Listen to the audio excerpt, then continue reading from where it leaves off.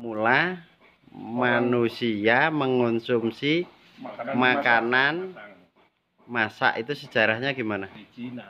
Jadi ketika orang di Eropa pun, bangsa Barat itu pun Neanderthal ya masih makan mentah-mentah buah-buah vegetable. Itu orang di Cina sudah makan masakan yang dibakar karena ketidaksengajaan seorang anak yang setengah waras itu disuruh menjaga babi, lantas kebakaran kandangnya, lantas dalam keadaan takut supaya tidak terlacak dia menghilangkan babi itu dengan memakan babi itu. Terus rasanya kok lebih enak masakan yang sudah matang ini. Terus dicoba lagi ayam. Dari situ orang Cina mengenal makanan matang. Tadinya semua manusia di dunia ini makan mentah. Buah-buahan ya kebanyakan. Buah-buahan. Kalau daging kan susah dimakan mentah. Ya, kalau daging yang mentah itu orang Jepang itu dia pakai semacam kecap yang namanya soya yang dicelupkan. Yeah. Dan itu terbatas pada ikan. Ya tentu satu tanah, dia memiliki tanah dan dia diam di tanah itu. Okay. Ketika dia belum diam maka manusia itu masih berpindah-pindah tempat melihat di mana ada buah tanaman yang bisa dimakan. Nah waktu itu manusia masih hidup di nomaden itu, para nomad. Yeah. Nah ketika dia sudah mewariskan tanah dan mengklaim tanah itu sebagai milik dia dan dia tanam di situ, dia tunggu yang dia tanam itu sampai berbuah, maka di situ terjadilah budidaya pertama. Istilah budaya pertama. Makanya jangan salah, urusan tanam menanam dalam bahasa Latin itu ada urusan kulturnya. Hortikultura itu menyangkut ke kultur budaya. Jadi manusia yang berbudaya itu adalah juga yang sudah diam di satu tempat, menanam dan menunggu tanam itu berbuah, berhasil, memberikan hasil, dan dari hasil itu dimakan darinya. Tahapan selanjutnya lebih beradab lagi kalau melakukan dalam, nah jadi gini, ada proses gitu ya.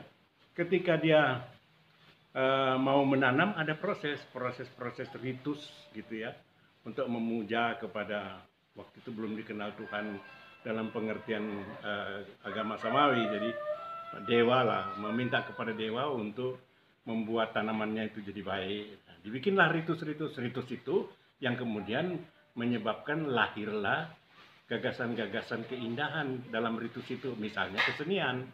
Mula-mula kesenian yang paling awal itu adalah musik. Bagaimana dia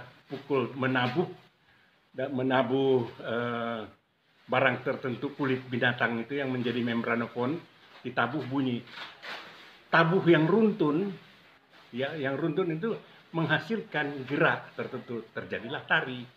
Ketika tari itu tercipta di situ, dia pun menirukan tentang bagaimana seorang pemburu memburu hewan dan membunuh hewan dan mengalahkan hewan sampai hewan mati. Ketika dia melakukan itu sudah melakukan teater, sebab dia sudah melakukan peniruan atas gerak hayati itu, insani tadi, menjadi ekspresi interpretasi terhadap kehidupan tadi. Disitulah lahir teater. Yang paling sempurna itu adalah teater pada waktu pertama di Yunani itu belum sampai mengenal sastra, tetapi pengaruh dari Mesir ke Yunani menyebabkan lahir karya-karya sastra dari zaman Sophocles, Euripides, Aristophanes dan seterusnya. Itu pengaruh dari Mesir. Nah dari sana di Yunani itu dijadikan sebagai pertunjukan pada saat memuja dewa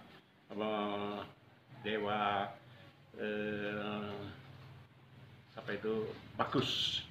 Ya, lantas diselenggarakanlah festival.